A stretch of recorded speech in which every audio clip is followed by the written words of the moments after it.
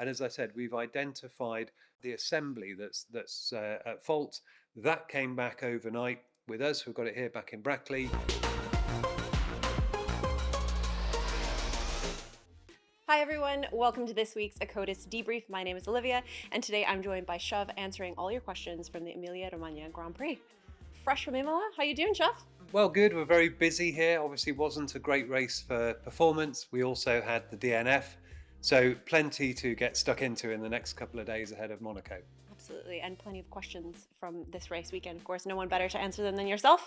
So on to George's race first. So George had started to report that the car felt a bit off since the reconnaissance laps, and that feeling carried on throughout the race despite there not being anything detected at the time. Do we now have any clues as to what was going on with his car? Well, you're correct that he mentioned there was a problem on the laps to the grid.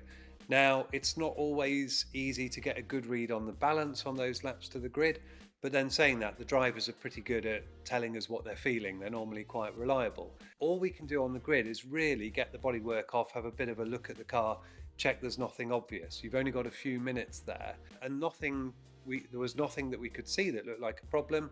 But then saying that, the car was fine at the end of qualifying, and we didn't do anything to it overnight. You go out on the laps of the grid, you'd have thought it would be okay. But there was something he was detecting, so that continued through the race. We've now got the car and all the parts in Monaco.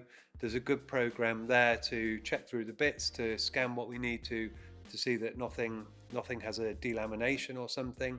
We'll check that everything's done up as it should be, and make sure that if there is any issue, we can solve it ahead of Monaco itself. Just on that, you said that the cars are already in Monaco, they're being assessed there. How do you do that without bringing the cars back to the factory? Well, we've got a lot of the crew out there. Some of the checks will just be sort of visual and physical checks of look at the part, does it look exactly as it should, check everything's tight and positioned where it should be.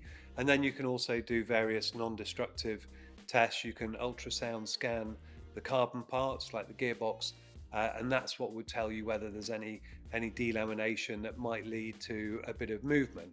So as I said, it's quite a big program, but we'll do it all out there.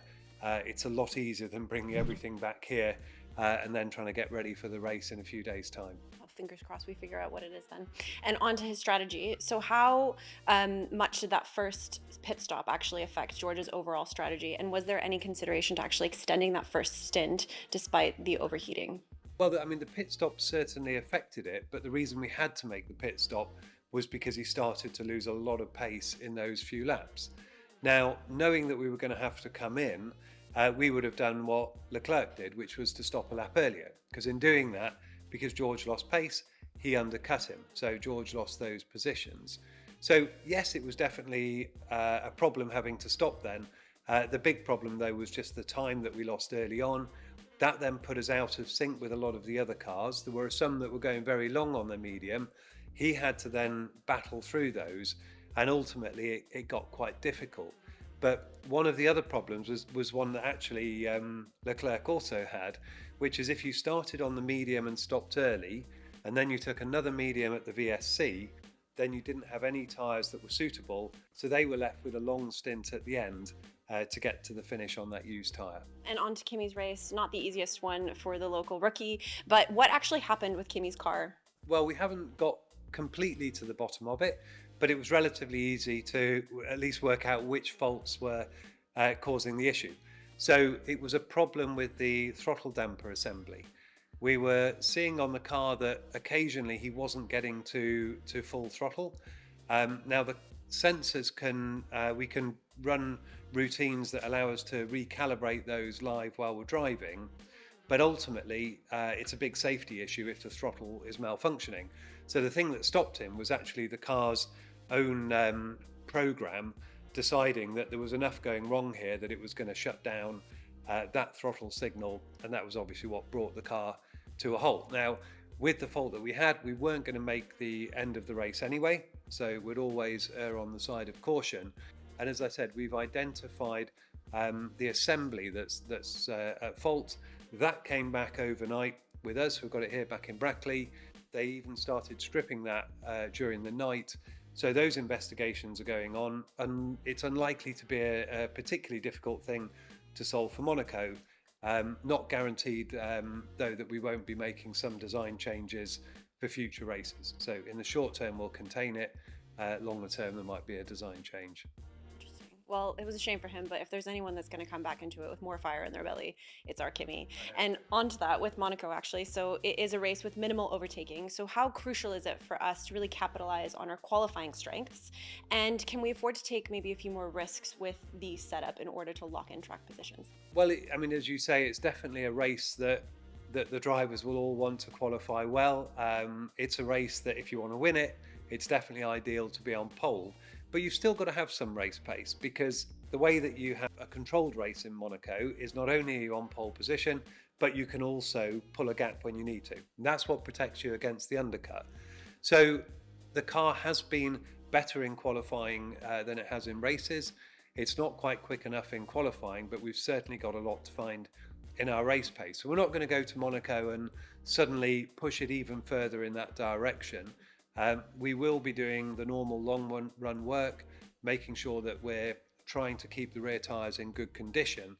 But as you're alluding to, hopefully the car will go well there on a single lap. The drivers are looking forward to it. It's a very unique and challenging circuit. But if we can get a car that's stable, that gives them confidence, hopefully we can put in a good showing. But we also had upgrades in Imola. How do you think that they're going to perform in Monaco? Well, we're reviewing that at the moment, so we'll make some final decisions on the car spec, and then there are some parts that we would bring to Monaco just because it is such a different circuit. There are various suspension changes that you make for that track that you don't need at any others. It's very difficult though to predict how everything's going to work in Monaco. It's a very, very slow speed circuit, so even that makes it hard to do the normal measurements of downforce. There's a lot of warp in the track, so there's places where the wheels are coming off the road and it's quite difficult to keep the car very consistent in those instances.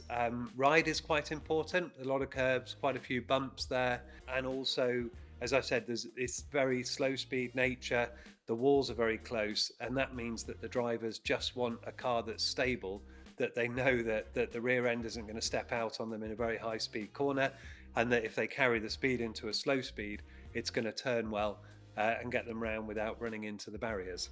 Can you just, you said that there's a very Monaco specific suspension. Can you just explain that a little bit more? It's not the only thing we change, but one example is the steering system. Because you've got the slowest corner on the whole calendar, it's a 180 degree hairpin, Lowe's hairpin, and normally a car wouldn't get round that. So we'd run out of lock and they'd be struggling. So one example is just that we put a steering rack on the car that allows the wheels to turn more in that corner, and that gives the drivers a bit of controllability, particularly lap one of the race. You can't always pick your line through there, but that means they're able to turn it enough to get round cleanly. So off of the back of this weekend, what are your expectations for Monaco and then Barcelona on this triple header? Well, after a difficult race in Imola, we're hoping to obviously put on a better showing in Monaco. And as you said, the car's been qualifying well this year. So although that won't be our only focus, we're still looking at the race pace. We'll certainly hope to be able to put in a decent performance on Saturday. And Barcelona, well, that's a more normal circuit, but at this time of year, it's normally hot. So it's going to be challenging for the tyres. There's a lot of fast corners. So we're reviewing what we've learned in Imola. Hopefully we'll be able to make some progress there. And on top of that, we've got some more development coming to the car. So trying to get that all to the car for the European season and what's left of it. So yeah, we're working really hard. There's a lot of analysis going on, a lot of work to bring performance to the car. Hopefully we'll be able to put in a better showing. And just on that, actually, there's new rules for Monaco this year. Can you just explain to us what they are and how you think it's going to impact the race? The rule, put simply, is you've got to run 3 different sets of tyres. Now, the reason they did that is last year we had a lap 1 red flag. People were able to fit new tyres at the restart, and those tyres were able to go to the end of the race. So then it was a bit of a procession. By putting in an extra stop, it doesn't guarantee you won't get something similar. If, for instance, you had a red flag on the first lap and then another one from the restart, teams would then still be looking to run to the finish, but it definitely reduces the probability of that happening. It will be interesting though, because it's a race where you know how many times everyone's going to stop. It'll be quite predictable from that point of view, but it will also be quite challenging from a strategic point of view, because the ideal Monaco in the past was that you get out front and you stay out front. But having to make 2 pit stops, that's going to be even more challenging. Nothing like a little bit of spice.